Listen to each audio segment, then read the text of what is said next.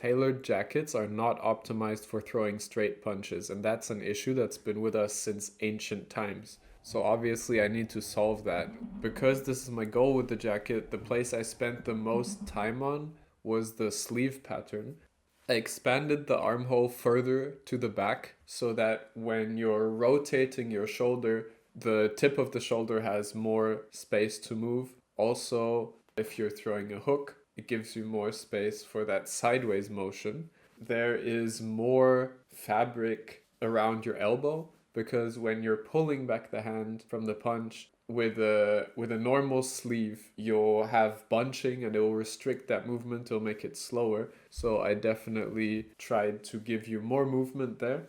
And then with a normal sleeve pattern, you have the underarm seam running straight across the arm. But the issue is that since when you throw a straight punch, you rotate your arm in, that seam doesn't follow that movement. And so you'll have a lot of pulling along that seam. So I made the underarm seam run around the arm to follow that rotating motion so that you wouldn't have the resistance. What was really important to me though is that even though the sleeve has all this functionality, it still looks just like a well-tailored sleeve. And that's why it took me so many prototypes. I think I went through 14 prototypes. Then I wanted to add a glove at the end of the sleeve, like an actual boxing glove with a thumb hole, so that you could protect your knuckles. So I bought this foam. It's what's used in actual boxing gloves.